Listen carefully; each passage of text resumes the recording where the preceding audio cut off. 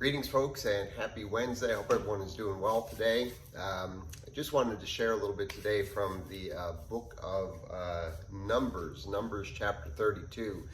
The story may be familiar. We know that the Lord had brought Israel through the desert, and his plan was to bring them into the promised land.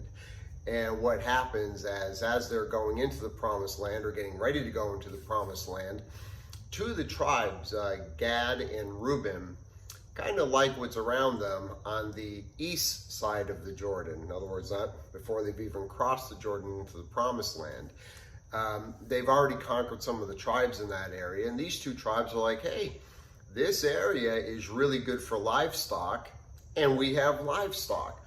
We want to stay here. So they approach Moses and some of the leadership about that.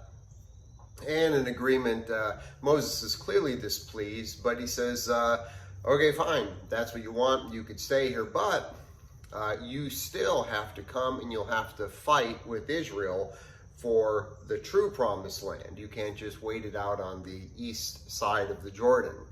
So they make an agreement. And ultimately, when it does come time to fight, Gad and Reuben sends their troops over. And of course, they are able to conquer and defeat and win over the promised land. And then eventually the half tribe of Manasseh also decides to stay on the east side of the Jordan. So this kind of this notion of getting close to what God wants in your life, getting in the neighborhood, but not exactly where he wants you. It's a tough question. It's a big question. I think it's something that we all will deal with in our lives. Probably not with an actual geographic territory. And maybe it is. The Lord wants you somewhere in particular to live. Getting close to that may not be ideal.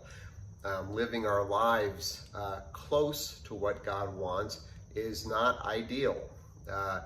And I know there's that concept of living within the permissive will of God versus the perfect will of God. Well, I think that the Lord ultimately wants us in his perfect will.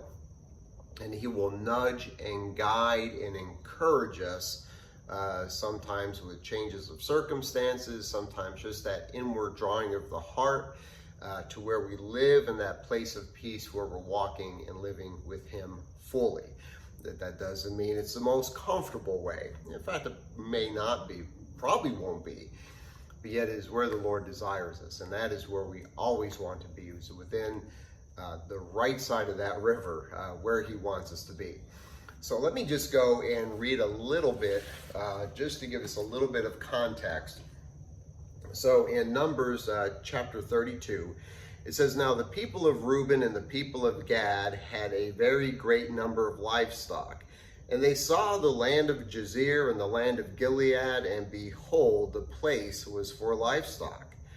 So the people of Gad and the people of Reuben came and said to Moses and Eleazar the priest, and to the chief priests of the congregation, and he mentions some of the, in verse 3, just some of the territories or the little cities that were in that general area. I'm not going to read them because I can't pronounce them. But anyway, he says in verse 4, he says, the land that the Lord struck down before the congregation of Israel is a land for livestock, and your servants have livestock. And they said, if we have found favor in your sight, let this land be given to your servants for possession. Do not take us across the Jordan.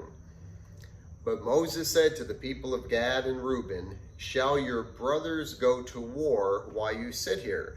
In other words, he said, what, are you just going to stay on this side and you're not going to join in the fight?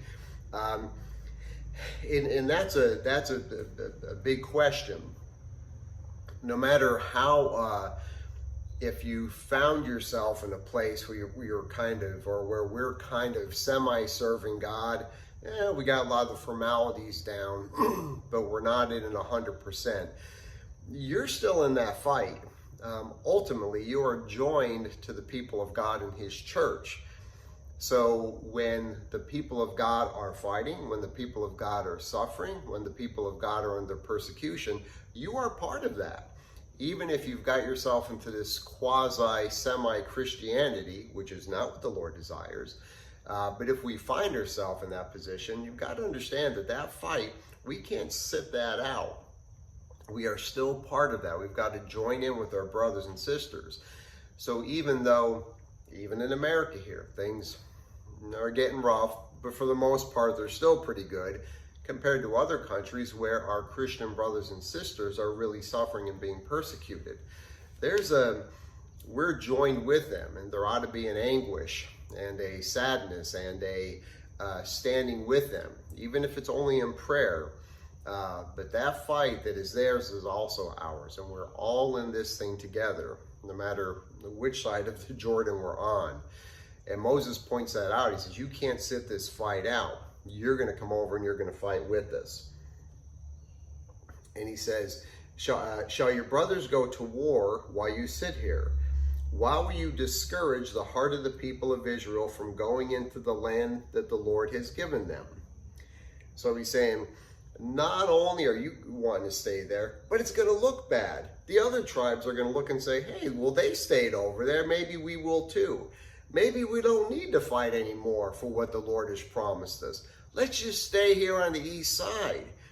And Moses makes reference back. He says in verse 8, he says, your fathers did this when I set them from Kadesh Barnea to see the land.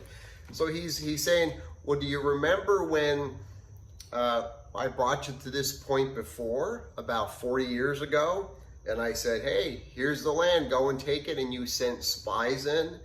And only 2 of those spies, Joshua and Caleb, came back with a positive report and said, yes, we could go in there. God's given us the strength. But no, the rest of the tribes, or the rest of the spies and Israel in general just chickened out, and they didn't want to do what the Lord said. And Moses is saying, I don't want that same situation here again. I don't want the people just saying, well, we'll compromise here. We're pretty comfortable. This is a good spot. And you can see there's 2 reasons just in this text here for not going into what the Lord has promised for you. And again, when I say what the Lord's promised, I'm not talking about prosperity and having a new boat. And if the Lord gives you that, great. I'm talking about just doing exactly what he wants you to do in his life. Serving him, seeking him, doing as he wants you to do, and serving him and the people around you. But there are 2 big problems. Either there's people, they didn't enter into what God had because they were afraid. In the case of the spies going over, the reports were to some big, tough-looking dudes over there, and we don't want to go. So fear will keep us from walking and from doing what God desires. We're going to look bad. We're going to lose our friends, or we're going to suffer. We're not going to like us as much. There may be flat-out violence against us. So fear kept Israel from pursuing what God had, and fear will definitely keep us from pursuing what God has for us. And the other thing was comfort. In this situation, Reuben and Gad are like, we like it here. This is perfect. No need to go any further. We've got everything we need. And this kind of serving God from a distance, being around his church but not quite in, being the outlier, that is not good either. So fear and comfort can keep us away, but we want to serve God with everything. I think I'm going to break this into 2 parts because I've already taken a good chunk of your time. But next time we'll go over the rest of the story, so to speak. But it is an important thing to know, to learn, always want to seek God and be exactly where he wants us. That may not always be 100% clear, but it is 100% important, and we want to do what he desires of us. God bless you guys.